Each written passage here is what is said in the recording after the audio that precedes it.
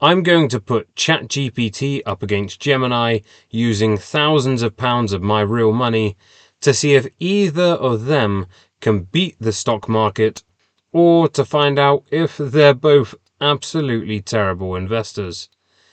ChatGPT from OpenAI and Gemini by Google are the most popular general-purpose AIs used worldwide by almost anyone with a smartphone. And very importantly, both also allow you to use them to an extent for free. So this live experiment is going to be very interesting to see how they perform against each other and against the market. Now, what is the benchmark Gemini and ChatGPT are competing against? They'll be battling against the S&P 500, the Bank of England, Bitcoin, and the most famous investor in the world, Warren Buffett. So, why have I chosen to try and beat these four here? The S&P 500 is generally what everyone means when they talk about the stock market. And since it was created, it's averaged about 10% growth each year, which is pretty decent. How about the Bank of England? Well, it happens to be where I live currently. Well, not literally, but I'm in the UK and it's one of the oldest and most important central banks in the world. And if I just left my money safely in the bank, I can earn around 4% interest a year. So not much really. Thirdly, we have Bitcoin, the new kid on the block and a modern asset anyone can buy, which went up a staggering 65% in the last year. Whether it will repeat that is yet to be seen. What about our last one? Of course, we need to put AI against the investing goat that is Warren Buffett, with his investment company Berkshire Hathaway. When you think of stock investing, you think about this guy. And no wonder, as in 2024 alone, his stock gained a nice 26%. Now, that's a goal I'd love to beat. Depending how you look at it, this is some tough competition, but it's vital to remember how these two AIs work. They aren't actually designed to invest your money, so I'm really putting them to the test here. Why do I want to start an experiment like this? With general purpose AI and risk my real hard-earned money? Well, if you look at how these two AIs are designed, they are basically an incredibly advanced autocomplete. They are essentially generating a likely answer or pattern using large amounts of data from the past, which arguably is what investing and trading is. Looking for patterns from the past, checking your crystal ball, and betting on whether they'll repeat in the future. So, what probability do I give that this will actually work and that I'll make more money than the general stock market or, a real human such as Warren Buffett?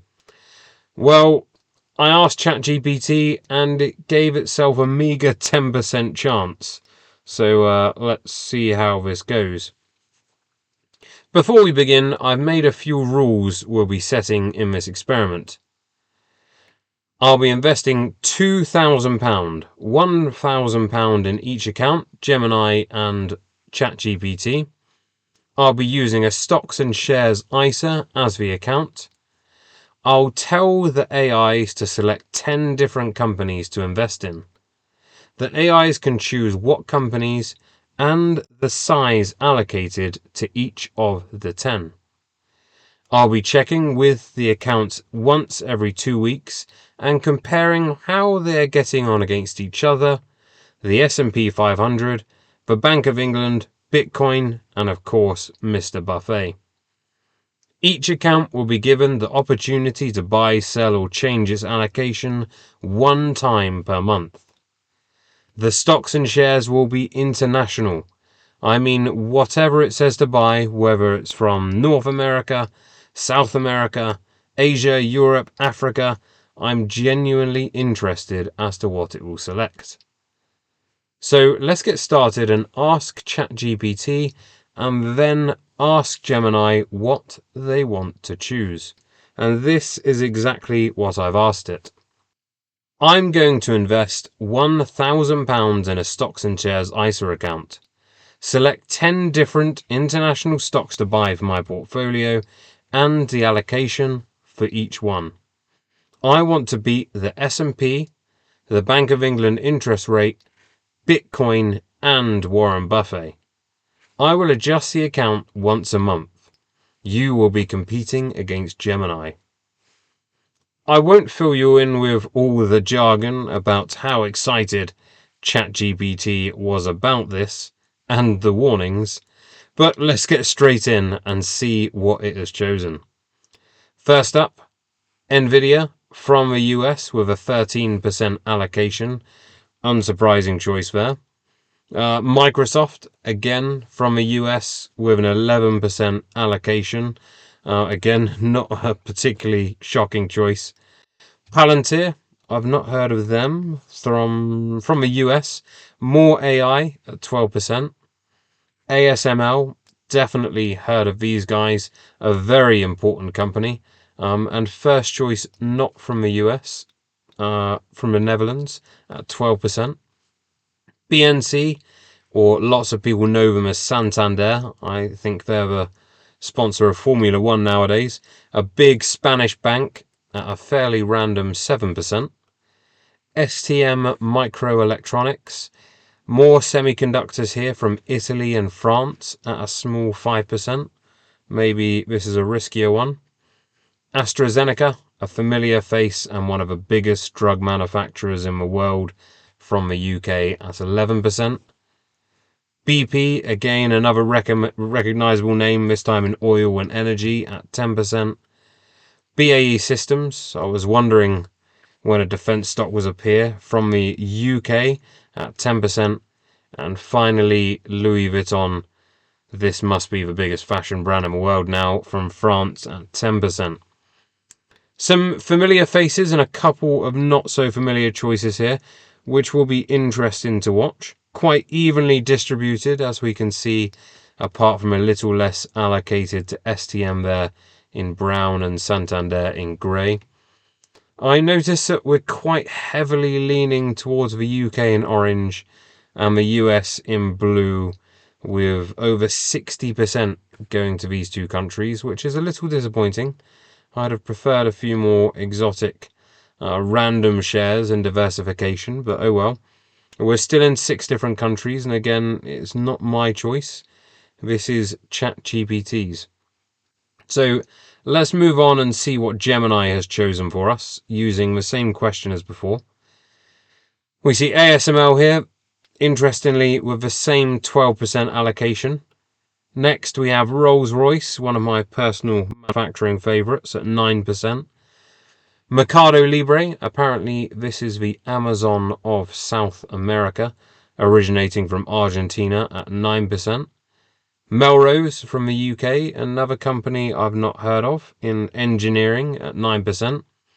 Novo Nordisk, a big Danish pharmaceutical company at 12%, bigger stake on this one.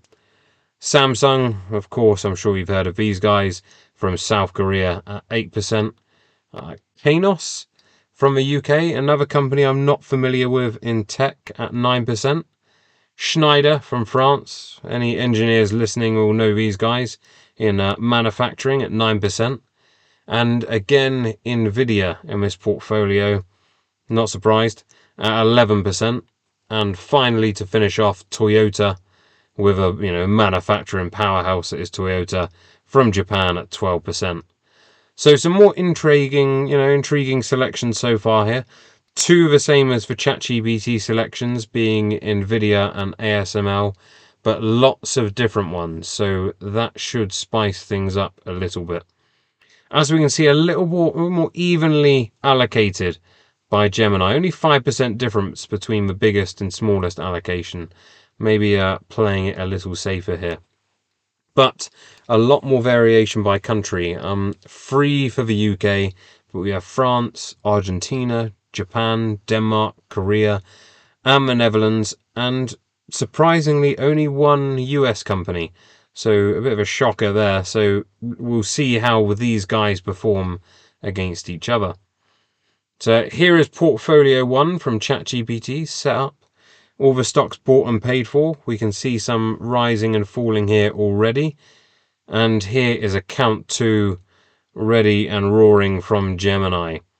So end of the first day, I just want to give you an idea of how we're doing. Obviously not expecting anything crazy yet.